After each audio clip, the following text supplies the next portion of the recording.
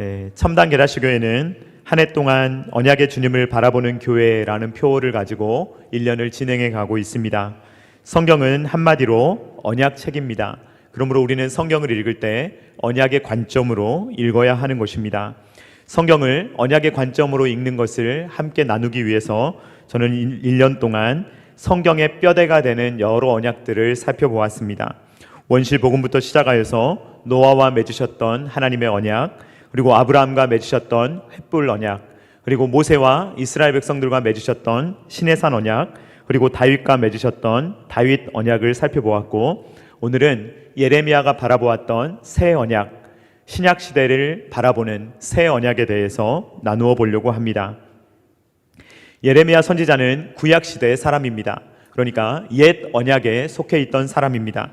그러니까 예레미야는 새 언약을 누리지 못하고 그냥 바라만 보았습니다. 예레미야가 살았던 시대는 특히나 좀 우울했던 시대입니다. 예레미야는 확실한 하나님의 말씀을 받았는데 남유다가 멸망할 것이다. 바벨론에 의해서 남유다가 멸망할 것이니 남유다 사람들에게 그렇게 전하고 항복하라고 말하라 라는 이야기를 하나님께로부터 받고, 이 예레미야는 40년이 넘는 세월 동안 계속해서 동족들을 향해서 남유다는 망할 것입니다. 그냥 우리는 항복해야 합니다 라는 말을 해야 했습니다.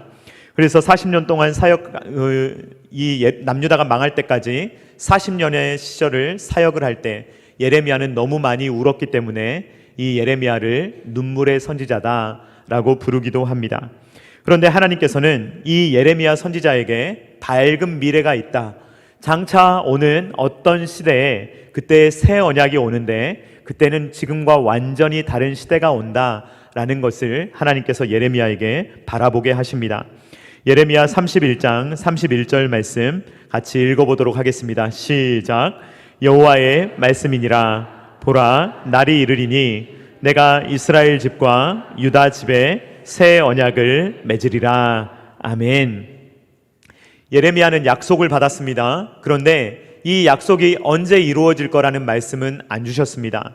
그런데 언젠가 어떤 날이 이를 텐데 그때에는 이 이스라엘 집과 유다 집에 새 언약을 맺으리라 라고 주님께서 약속하고 계십니다. 그런데 여러분, 이 약속을 보면 조금 독특합니다. 왜 그렇습니까? 지금 이스라엘 집과 유다의 집과 언약을 맺겠다라고 말씀하셨는데 이 말은 북이스라엘과 남유다 모두와 약속을 맺겠다는 말입니다. 그런데 예레미야가 살던 시대는 이미 북이스라엘이 멸망했던 시절입니다. 이미 멸망해서 100년 이상 지난 시절을 살고 있습니다. 그러니까 북이스라엘은 멸망했고 남유다는 멸망하려고 하는 시점입니다. 이런 시점에 하나님께서는 내가 북이스라엘과 남유다, 즉 모두를 회복시키고 이 모두와 함께 언약을 맺겠다라는 약속을 우리에게 주고 계신다라는 것입니다. 그렇다면 여러분, 온전한 이스라엘은 누구를 말합니까? 어떤 해석자들은 이 이스라엘을 보면 자꾸만 혈통적, 민족적, 지리적인 유대인들을 떠올립니다. 그 이스라엘을 떠올립니다. 그래서 1948년 이스라엘이 다시 팔레스타인 땅에 나라를 형성한 것, 그것이 마치 성경이 성취된 것처럼 해석하는데 성경은 그것을 말하는 것이 아닙니다. 민족적, 혈통적, 지리적 이스라엘을 말하는 것이 아니라 그것은 바로 영적인 이스라엘, 믿음의 후손들, 바로 저와 여러분과 같은 교회를 말하는 것입니다. 갈라디아서 3장 7절 말씀 같이 읽어보도록 하겠습니다. 시작. 그런즉 믿음으로 말미암은 자들은 아브라함의 자손인 줄 알지어다. 아멘. 저와 여러분이 믿음으로 말미암아 누구의 자손이라는 것입니까? 아브라함의 자손이다라는 것입니다. 그러니까 이스라엘이라는 단어가 나온다고 해서 이것이 민족적이고 어떤 혈통적인 이스라엘을 말하는 것이구나 라고 성경을 해석해서는 안 되는 것입니다. 구약과 신약을 보면 이 구약 시대와 신약 시대, 여기에는 연속성도 있고 불연속성도 있습니다. 공통점도 있고 차이점도 있습니다. 일단 공통점은 무엇이냐면 구약도 약속이고 신약도 약속이다 라는 것입니다. 구약의 하나님, 신약의 하나님, 똑같은 하나님이십니다. 그러니까 이 모든 역사를 이끌어 가시는 분은 한 분 하나님이시며 언약이 여러 종류의 언약이 있지만 이 언약을 이끌고 가시는 분은 한 분 하나님으로 하나의 언약으로 통일성 있게 주님께서 끌어가신다라는 것이 공통점입니다. 여기에 사과 씨앗이 조그마한 것이 있더라도 이 씨앗이 자라면 무엇이 됩니까, 여러분? 나무가 되는 것입니다. 그리고 이 나무가 나중에 또 사과를 맺게 되는 것입니다. 구약의 언약은요, 이 사과 씨앗과도 같습니다. 아브라함이 봤던 것은 너무 작은 거예요. 그래서 도대체 미래가 보이지 않는 모습입니다. 도대체 여기에 무슨 생명력이 있을까? 이게 과연 큰 나무가 될 수 있을까? 라는 생각이 들 수 있겠지만 작은 씨앗 안에 이미 나무와 열매가 다 들어있는 것입니다. 그러니까 구약에 하나님께서 주셨던 이 언약, 비록 작아 보이고 미래가 보이지 않는 언약이지만 이 언약이 조금씩 성장하면서 모습을 갖추어가고 신약에 가서는 완벽한 나무가 되어서 열매를 맺는 모습으로 나타난다라는 것입니다. 그러니까 옛 언약과 새 언약은 이런 연결점, 그리고 연속성, 그리고 공통점이 있습니다. 그런데 사과 씨앗의 모습과 나무의 모습은 다르지 않습니까? 무엇인가 확 달라 보이지 않습니까? 그것이 바로 옛 언약과 새 언약의 차이다라고 말할 수가 있는 것입니다. 옛 언약, 구약은 그림자입니다. 예수님은 실체이십니다. 그러니까 그림자만 보면 무엇인가 불확실한데 이 실체를 보면 모든 것이 확실한 것입니다. 그래서 구약 성경은 신약 성경보다 두껍기도 하고 굉장히 오랜 세월 동안 기록되어 있지만 이 구약 성경이 말하는 것은 딱 그림자로서 한마디를 하는 것입니다. 로마서 3장 23절 말씀 우리 한번 같이 읽어보도록 하겠습니다. 시작. 모든 사람이 죄를 범하였음에 하나님의 영광에 이르지 못하더니. 아멘. 구약이 두껍지만 구약을 요약하는 것은 딱 이 짧은 한마디의 말씀이에요. 구약을 보니까 구원자가 있습니까, 없습니까? 없다는 말이에요. 아무리 눈 씻고 찾아봐도 이 구약의 역사 동안 오랫동안 많은 사람들이 있었지만 그 사람들은 진정한 구원자가 아니고 우리가 구원받기 위해서는 누가 와야 된다는 것입니까? 진정한 구원자 메시아가 와야 된다라는 말을 구약 성경이 길게 이야기를 해주는 것입니다. 창세기는 아담과 하와로 시작됩니다. 그런데 창세기 50장은 누구로 끝납니까? 무엇으로 끝납니까? 요셉의 죽음으로 끝납니다. 마치 요셉이 온 가족을 구원한 것처럼 보였지만 요셉은 죽어버리면서 창세기가 끝나버립니다. 그리고 모세오경은 어떻게 끝납니까? 신명기는 어떻게 끝납니까? 모세가 죽는 것으로 끝납니다. 많은 사람들은 모세야말로 진정한 우리의 인도자다라고 생각했을지 모르겠지만 모세가 죽는 것으로 가나안 땅을 들어가지 못하고 모세가 죽는 것으로 모세오경이 그치고 있습니다. 그리고 구약 성경의 역사를 끝까지 이어주는 역대기는 뭐라고 이야기를 합니까? 역대하는 성전이 불타는 것으로 끝나며 다윗 왕가가 끊어지는 것으로 끝나며 백성들은 다 포로로 잡혀가 버렸다라는 것으로 역사가 끝나고 있습니다. 그리고 말라기서를 보면 어떻습니까, 여러분? 말라기서를 보면 거기에 어떤 희망이 있는 것이 아니라 언약의 사자가 장차 올 것이다, 장차 언약의 사자가 올 것이다 라는 것을 말하는 것이 바로 말라기의 내용입니다. 그러니까 구약 성경은 계속해서 우리에게 무엇을 말하느냐, 이 사람들 중에는 진정한 구원자가 없다라는 것을 말하고 또 말하고 또 말하는 것입니다. 객관식 문제를 풀어갈 때가 있습니다. 그러면 정답을 한 번에 찾아낼 수도 있지만 우리는 오답을 지워갈 수도 있습니다. 1번은 답이 아니구나, 3번은 답이 아니구나, 이런 식으로 하나하나 지워갈 수가 있는 것입니다. 구약 성경이 하는 역할이 그렇습니다. 구약 성경은 훌륭한 왕들이 있었지만 이 왕들이 구원자가 아니구나, 그리고 훌륭한 제사장들이 있었지만 이들이 구원자가 아니구나, 훌륭한 선지자들이 있었지만 이들은 구원자가 아니구나, 하나하나 지워가는 것이 구약의 작업입니다. 그래서 모세도 아니구나, 다윗도 아니구나, 엘리야도 아니구나, 엘리사도 아니구나 라는 것을 보여주는 것이 구약 성경의 역할인 것입니다. 그리고 신약 성경이 보여주는 것은 무엇입니까? 바로 그 메시아, 그렇게 기다리던 실체이신 메시아가 오셨기 때문에 얼마나 천지개벽할 정도로 바뀌느냐, 얼마나 획기적인 변화가 일어나느냐라는 것을 보여주는 것이 바로 신약 성경이다라는 것입니다. 옛 언약과 새 언약, 구약과 신약, 이것은 얼마나 큰 차이를 보이고 있습니까? 이것은 인간의 역사를 나눌 정도로 중요합니다. 구약 성경과 신약 성경을 나눌 정도로 중요하며 역사를 BC와 AD로 나눌 정도로 중요한 것입니다. BC는 무엇입니까? 예수님이 오시기 전, Before Christ를 말하는 것이며 AD는 Anno Domini, 예수님이 오신 후를 말하는 것입니다. 그러니까 예수님이 오시기 전과 후로 역사가 나뉘며 예수님이 오시기 전과 후로 신약 성경과 구약 성경과 신약 성경이 나뉜다라는 것입니다. 이 차이가 얼마나 큰 것인지 한번 잠깐 비유적으로 말씀을 드리도록 하겠습니다. 제가 고등학교 다닐 때를 한번 생각해 보니까요, 한 대략 25년 정도 됐더라고요. 정확하게는 제가 안 세봤습니다만 뭐 그 정도 되는 것 같아요. 그래서 25년 전쯤 한번 생각을 해보시면요, 그러면 우리 아이들은 이 세상에 없었겠지만 그때 당시에 삐삐라는 게 있었습니다. 혹시 삐삐 사용해 보셨던 분들 계십니까? 많이 계실 것 같은데 이제 삐삐가 뭔지 모르죠. 자, 삐삐는 요즘에 어떻게 기술이 사용되고 있냐면요, 식당에 가면 진동벨 울리잖아요. 그러면 그게 삐삐 기술이라고 하더라고요. 그래서 이 삐삐를 우리가 가지고 있었어요. 그러면 이 삐삐는 딱 번호만 남길 수가 있습니다. 그리고 음성을 남길 수가 있어요. 이 음성 들으려면 어디로 가야 되죠? 네, 잘 아시네요. 네, 전화기를 가야 됩니다. 전화기, 뭐 공중전화를 가든 아니면 유선전화를 사용하든 어찌됐든 전화기가 있는 곳에 가야 돼요. 그래야 그 메시지를 확인할 수가 있습니다. 그런데 하루는 고등학교 때 선생님 한 분이 그런 이야기를 하셨어요. 이 선생님이 그때 당시에는 좀 드물게 여행을 자주 다니셨던 분인 것 같아요.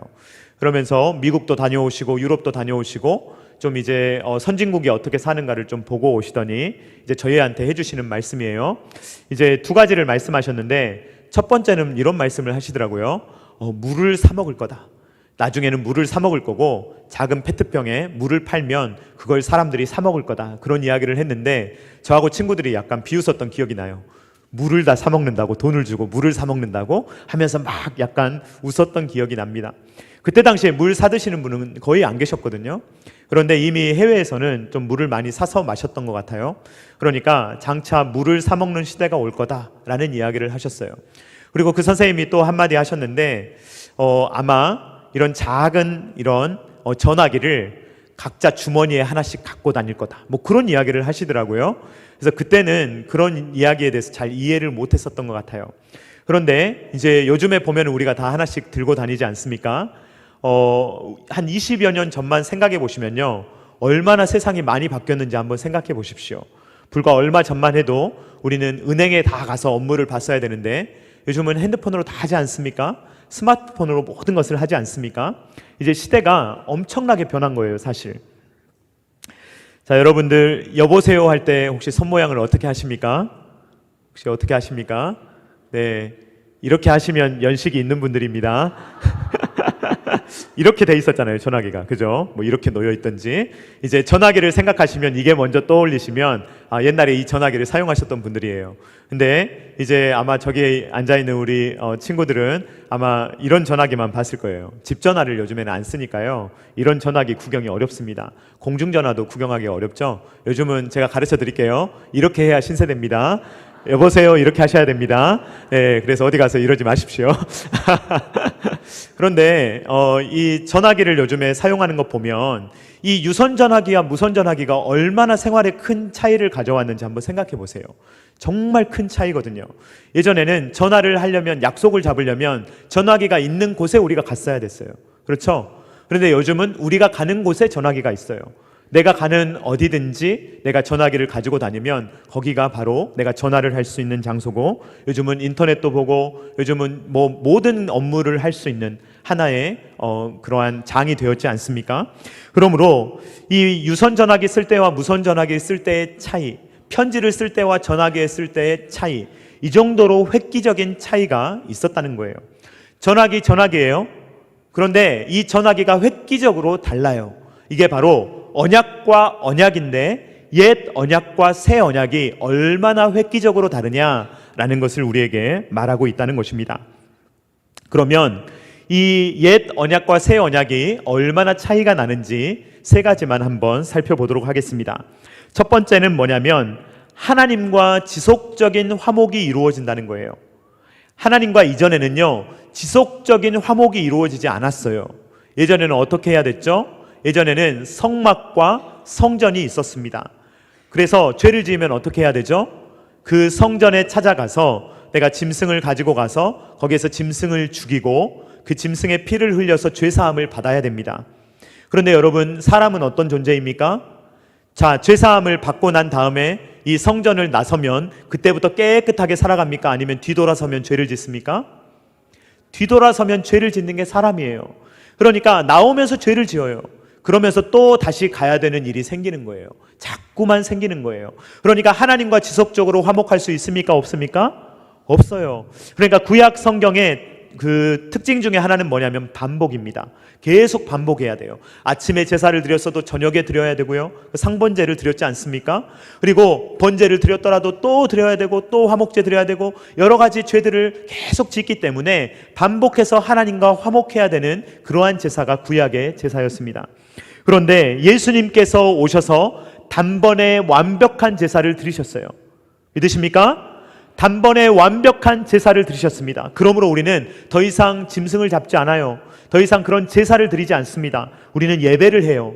예수님께서 제사는 한 번에 완전히 이루셨습니다. 영원히 이루셨습니다. 그러므로 우리는 더 이상 그러한 짐승을 잡는 구약의 제사로 절대로 돌아가지 않는 것입니다. 예수님께서 우리를 위하여서 십자가에 달리셨을 때 우리의 모든 죄와 허물이 다 사함 받은 줄로 믿습니다.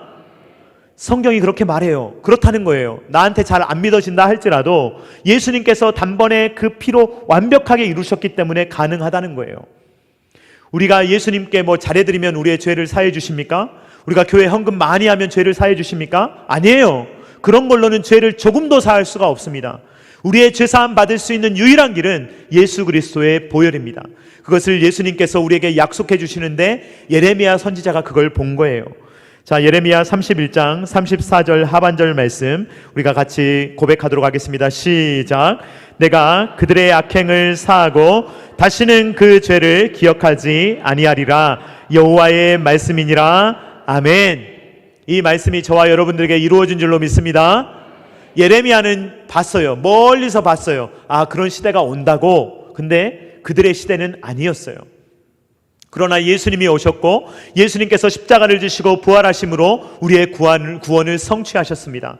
그렇기 때문에 이제는 다시는 너희들의 죄악을 기억하지 아니하리라 하시는 주님의 말씀이 오늘날 우리에게는 성취된 것입니다. 제가 아까 인사하자고 할 때 특권을 누립시다 라고 인사했었죠. 이게 특권이에요. 우리가 누리는 특권이에요. 우리는 예수님이 오신 이후에 새 언약의 시대를 살아가고 있습니다. 그러므로 이 특권이 우리가 주어졌다는 것을 우리가 알아야 되며 그 특권을 누리며 살아갈 수 있어야 된다 하는 것입니다. 새로운 시대의 두 번째 특징은 무엇이냐면 중재자를 따로 필요로 하지 않는다라는 것입니다. 예레미야 31장 34절 상반절 말씀을 우리 한번 같이 읽어보도록 하겠습니다. 시작. 그들이 다시는 각기 이웃과 형제를 가리켜 이르기를 너는 여호와를 알라 하지 아니하리니 이는 작은 자부터 큰 자까지 다 나를 알기 때문이라. 아멘. 이 말씀은 신약시대에 목사가 필요 없다, 직분자가 필요 없다라는 말이 아닙니다. 누군가에게 하나님께서 직통계시로 말씀하신다라는 것이 아닙니다. 그런 말씀이 아니라 이 말씀은 무슨 말이냐면 구약에는 중보자가 필요했었는데 더 이상 중보자가 필요하지 않다는 말입니다. 구약 시대에는 왕, 선지자, 제사장 이런 중보자가 따로 필요했습니다. 하나님께서 말씀을 선지자에게 주시면 선지자가 백성들에게 가서 말을 하는 이러한 체계, 중간 체계가 있었다는 것입니다. 그러나 신약 시대에 오면 예수님께서 영원한 왕이요, 영원한 선지자요, 영원한 제사장이 되시기 때문에 더 이상 인간 왕, 인간 선지자, 인간 제사장이 필요하지 않다라는 말입니다.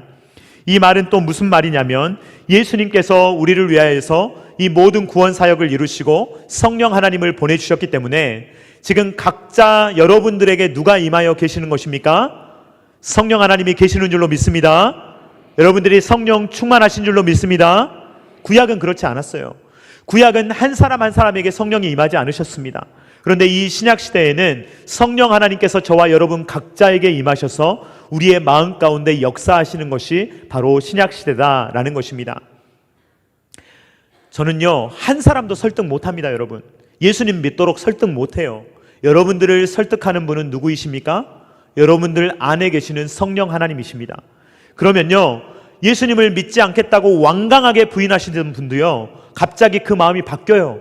갑자기 예수님 믿습니다. 얼마나 신기한지 몰라요. 그것은요, 하나님이 하시는 일입니다. 인간이 할 수 없는 일이에요. 그런데 하나님께서 하시면 될 줄로 믿습니다. 이것이 바로 새 언약 시대의 특징이에요. 우리의 마음 가운데 하나님께서 직접 임재하시고 다스리신다라는 것입니다. 세 번째로, 새로운 시대의 세 번째 특징은 하나님의 법을 우리의 마음 속에 기록한다라는 것입니다. 우리의 마음판에 그 말씀을 새기시는 거예요. 구약은 그렇지 않습니다. 구약은요, 예전에 돌판에 새겼어요. 그리고 어떤 책에 새겼습니다. 종이에 새겼어요. 그런데 이것을 이제는 돌판에 새기는 것이 아니라 우리의 마음에 새긴다는 것입니다. 여러분, 모세가 십계명을 받을 때 무엇을 받았습니까? 돌판을 받았잖아요. 그러면 이 돌판을 모세가 가지고 있고, 그리고 어디에 보관했습니까? 언약궤 안에 보관하지 않았습니까? 그렇죠? 그러면 사람들이 자주 볼 수 있었을까요? 사람들이 자주 만질 수 있었을까요? 자주 읽을 수 있었을까요?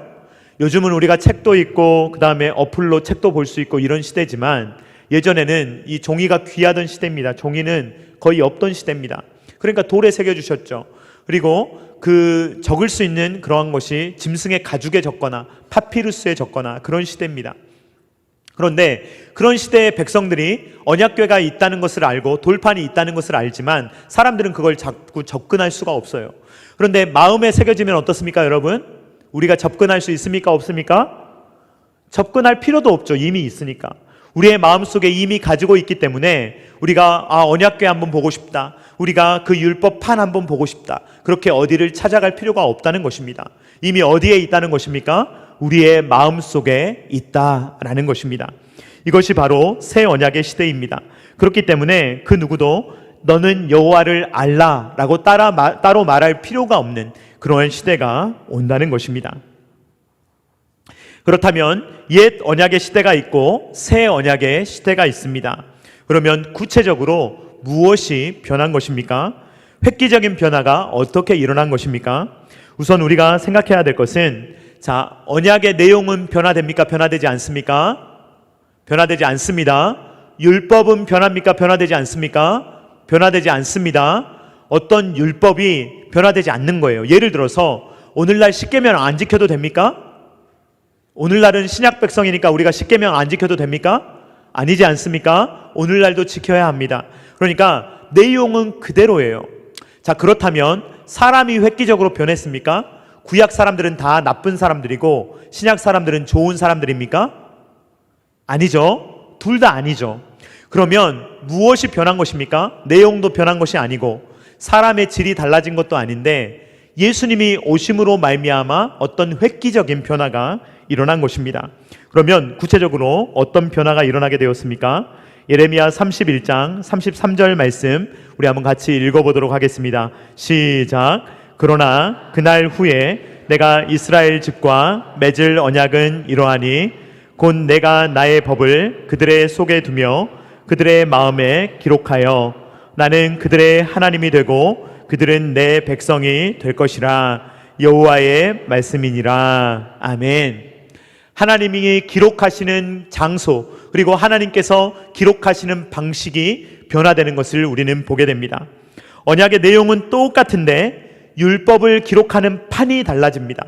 이전에는 하나님께서 돌판에 기록하셨는데 이제는 우리의 마음을 새롭게 하시고 우리의 마음 가운데 주님의 법을 새기신다라는 것입니다.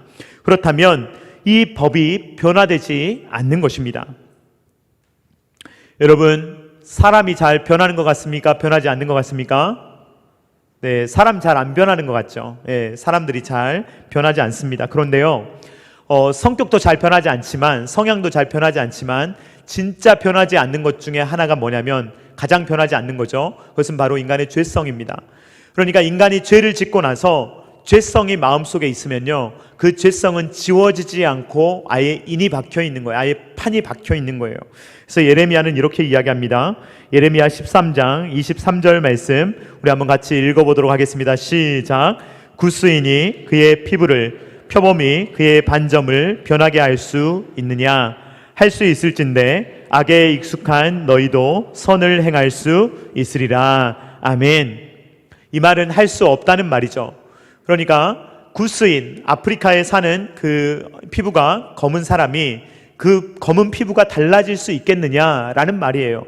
그러니까 우리의 피부가 바뀔 수 있겠느냐? 아니라는 것이죠. 우리의 피부를 우리는 바꿀 수가 없습니다.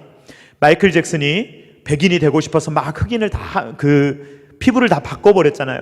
그러나 아주 괴팍한 모습이 되지 않았습니까? 우리는 피부를 바꿀 수 없다는 거예요. 그리고 표범은 그의 반점을 바꿀 수 없다라는 거예요. 그러니까 이 말은 무슨 말이냐면, 그냥 죄라는 것은 그냥 더러운 것이 잠깐 우리에게 묻은 게 아니라는 거예요. 더러운 것이 나의 옷에 잠깐 묻었거나 더러운 것이 내 피부에 잠깐 묻은 것이 아니라는 것입니다. 죄라는 것은 뭐냐면 우리의 피부와 같다는 거예요. 아예 어머니 뱃속에 있을 때부터 우리의 피부에 장착하고 나온다는 것입니다. 그렇기 때문에 아예 죄성을 가지고 태어나요. 그러니까 이것을 해결하지 못하는 거예요. 계속 가지고 있는 것입니다. 벗겨낼 수 없는 것입니다. 한 군데 더 살펴보겠습니다. 예레미야 17장 1절 말씀 우리 한번 같이 읽어보도록 하겠습니다. 시작. 유다의 죄는 금강석 끝 철빌로 기록되되 그들의 마음판과 그들의 제단뿔에 새겨졌거늘. 아멘. 죄가 얼마나 강렬하게 새겨져 있는지 여러분 종이에 꾹 눌러서 쓰면 자국이 남지 않습니까? 나중에 살살살살살 연필로 하면은 그 자국이 나오잖아요. 그러니까 우리의 마음속에 있는 죄악은 금강석 철필로 완전히 새겨놓은 것과 같아서 이것이 완전히 사라지지 않고 영구히 보존된다는 것입니다. 한마디로 우리의 마음판은 너무 더러워서 우리의 마음판은 이미 죄악에 있어서 이 마음판이 바뀌지 않으면 우리에게 소망이 없다는 이야기를 하는 것입니다. 그러므로 이 옛 언약 하에서는 이 마음판이 바뀌지 않으니까 계속해서 변화가 안 되는 거예요. 그러니까 죄를 짓고 또 짓고 또 짓는 거예요. 거기에서 헤어나올 수가 없는 거예요. 그러나 예수님이 오신 이후에 성령님이 오시고 무엇을 하시느냐? 주님이 하시는 일은 우리의 마음판을 갈아주시는 것입니다. 완전히 새로운 마음판으로 우리의 마음을 완전히 바꾸어 주시고 이번에는 하나님의 의로움과 은혜를 금강석 철필로 기록하듯이 우리의 피부처럼 하나님의 의로움을 우리에게 새겨주시고 우리의 마음에 완벽하게 새겨주신다라는 말입니다. 그러니까 이전에는 죄가 우리에게 새겨져 있었다면 이제는 주님의 구원과 주님의 그 의로움이 우리의 마음 가운데 새겨져서 이것이 절대로 사라지지 않는다 하는 것입니다. 그리고 이것이 마음판에 기록되어 있기 때문에 누가 안다는 것입니까? 내가 안다는 거예요. 내 마음에서 역사하시는 하나님의 역사를 다른 사람의 마음은 못 볼지 모르지만 누구는 알아요? 나는 안다는 거예요. 내 마음속에 새겨진 이 하나님의 역사, 그리고 내 안에서 역사하시는 성령 하나님의 역사를 누가 안다는 것입니까? 내가 안다는 것입니다. 그것을 하나님께서 우리의 마음 가운데 알려주시고 역사하셔서 우리의 마음이 하나님의 은혜 가운데 살아갈 수 있도록 하나님께서 역사하신다 하는 것입니다. 이것이 바로 옛 언약과 새 언약의 차이입니다. 에스겔 선지자도 이런 것을 바라보았어요. 에스겔 선지자도요, 구약에 속해 있어서 신약시대를 못 살았습니다. 그런데 이 신약시대를 바라보면서 이런 말을 합니다. 에스겔 36장 26절로 27절 말씀 우리 한번 같이 읽어보도록 하겠습니다. 시작. 또 새 영을 너희 속에 두고 새 마음을 너희에게 주되 너희 육신에서 굳은 마음을 제거하고 부드러운 마음을 줄 것이며 또 내 영을 너희 속에 두어 너희로 내 율례를 행하게 하리니 너희가 내 규례를 지켜 행할지라. 아멘. 여러분, 에스겔이 바라본 게 무엇입니까? 성령 시대입니다. 성령 시대가 오면 새 영, 성령 하나님께서 우리 가운데 새 영으로 역사하시고 우리의 마음에 새 마음을 주시고 우리의 마음에 부드러운 마음을 주셔서 그 성령 하나님의 역사가 우리의 마음을 움직이실 것이다 라고 이야기를 하는 것입니다. 우리는 그 신약 시대를 살아가고 있습니다. 저와 여러분들에게 성령 하나님께서 역사하시는 줄로 믿습니다. 저와 여러분의 마음을 부드럽게 하시고 새롭게 하시는 줄로 믿습니다. 이것은 내가 의지대로 하는 것이 아니에요. 주님이 주시는 마음입니다. 그렇게 되면요, 얼마나 신기한 일이 일어나는지 몰라요. 정말로 주님께서 우리의 마음을 움직이시면요, 우리의 마음이 할 수 없는 일을 하게 되는 것입니다. 도저히 할 수 없는 일들을 주님께서 우리의 마음을 움직이시면 우리가 하게 되는 것입니다. 이것이 바로 성령 하나님의 역사입니다. 구약시대가 유선전화기라면 신약시대는 무선전화기입니다. 구약시대는요, 하나님 예배하려면 그 성전으로 가야 돼요. 제사 한번 드리려면요, 복잡한 절차를 거쳐야 합니다. 그러나 이제는요, 신약시대에 누가 우리 안에 계십니까? 성령 하나님께서 저와 여러분 안에 계십니다. 우리는 걸어다니는 성전인 줄로 믿습니다. 우리가 가면요, 어디서든 기도할 수 있는 줄로 믿습니다. 우리가 어디서든 예배할 수 있는 줄로 믿습니다. 물론 주일날 모여서 지역교회에서 함께 예배해야 하지만 여러분들이 일하는 일터, 거기도 여러분들에게 예배의 장소가 되는 것입니다. 여러분들이 가정에서 기도하면 그곳이 바로 여러분들이 쌓을 수 있는 그러한 베델 제단이 되는 것입니다. 거기에서 여러분들이 기도하며 가정을 위해서 또 직장을 위해서 일할 수 있는 그러한 예배 처소가 되는 것입니다. 왜냐하면 성령 하나님께서 저와 여러분들 안에 계시기 때문입니다. 구약시대는 어떠했습니까? 이 사람 중보자를 통해서, 모세라는 중보자를 통해서 말씀하셨고, 말씀을 주실 때도 돌판에 새겨주셨습니다. 그러나 이제 주님께서 우리에게 직접 말씀을 주시고 우리의 가운데 역사하시며 우리의 마음을 직접 움직이시고, 우리가 가는 곳마다 하나님께서 함께 하시며 우리의 마음속에 주님의 법을 새기셔서 우리로 하여금 도저히 잊어버릴 수 없도록, 도저히 부인할 수 없는 하나님의 은혜를 우리 안에 이미 주셨다는 것입니다. 그러므로 여러분들 안에 새겨져 있는 하나님의 그 역사를 확인하실 수 있기를 주님의 이름으로 축원드립니다. 여러분 안에 새겨져 있습니다. 여러분 부인할 수 없습니다. 잊어버릴 수도 없습니다. 잃어버릴 수도 없습니다. 그 놀라운 은혜가 저와 여러분들의 마음에 이미 새겨져 있는 것입니다. 그러면 우리는 어떻게 살아야 합니까? 영원한 새 백성, 영원한 새 언약의 백성이 된 줄로 믿습니다. 그러면 우리에게 새 언약을 이루신 예수 그리스도를 바라보면서 새 언약 백성답게 주님의 자녀로 아름답게 살아갈 수 있는 저와 사랑하는 성도님들 다 되실 수 있기를 주님의 이름으로 축원드립니다. 다 같이 찬양하도록 하겠습니다. 370장 함께 찬양합니다.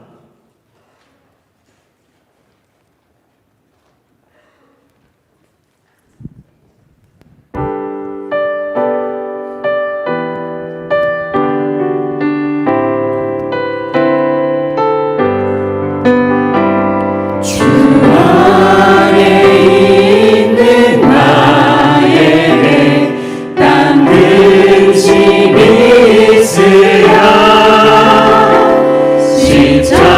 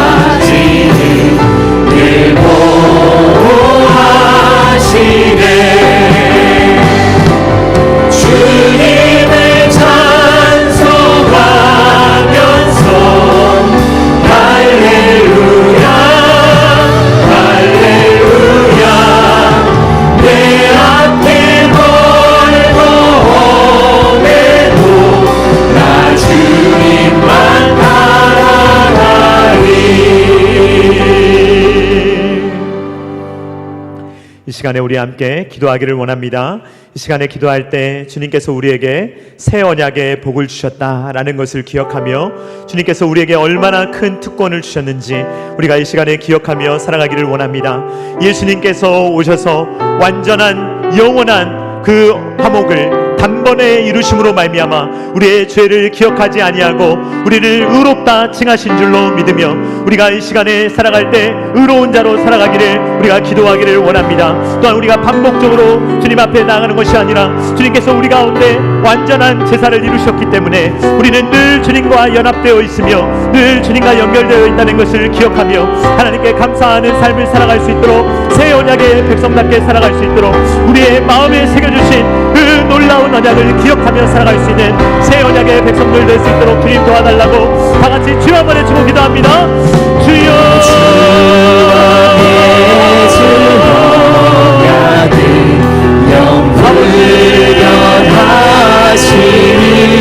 영불변하시니 그 나라 가기까지는 늘 보호하시네. 주님을 찬송하면서 할렐루야 할렐루야 내 앞길 멀고 험해도 나 주님만 따라가리. 내 주와 맺은 언약을 영불변하시니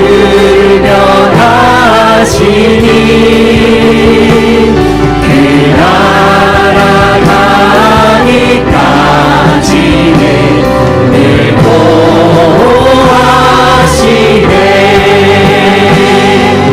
주님을 찬송하면서 할렐루야 할렐루야 내 앞길 멀고 험해도 나 주님만 따라가리. 내 주와 맺은 언약을 영불변하시니 그 나라 가기까지는 늘 보호하시네.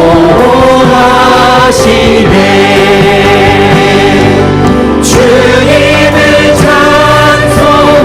찬송하면서 할렐루야 할렐루야 내 앞길 멀고 험해도 나 주님만 따라가리.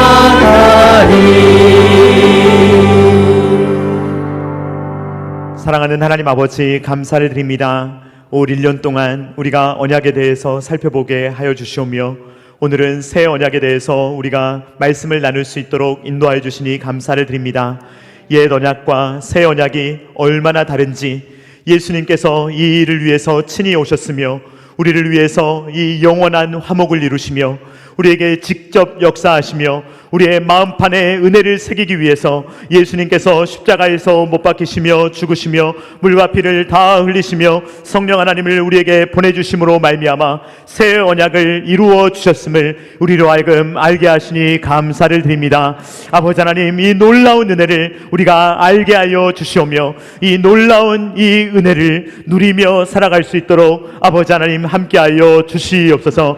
우리가 옛 언약의 체계로 돌아가지 않도록 도와주시오며 새 언약의 백성답게 아름답게 주님을 사랑하며 살아갈 수 있는 모든 주의 자녀들이 될 수 있도록 주님께서 은혜를 베풀어 주시옵소서. 이제는 우리 구주 예수 그리스도의 십자가의 무한하신 은혜와 독생자 아들을 아낌없이 내어주신 성부 하나님의 사랑하심과 성령 하나님의 감동, 감화, 역사, 교통하심이 우리에게 새 언약을 허락해 주심으로 말미암아 새 언약의 백성으로 온갖 특권을 누리게 하심을 감사하며 우리가 얼마나 행복한 자들인가 라는 것을 기억하며 행복한 신앙생활로 일생을 살아가기를 원하는 사랑하는 모든 주의 자녀들의 머리머리 위에와 각 가정과 주님께서 피로 값주고 사신 첨단 계라시교회의 위회와 조국과 세계 열방 가운데 이제로부터 영원토록 함께 있기를 간절히 축원하옵나이다. 아멘.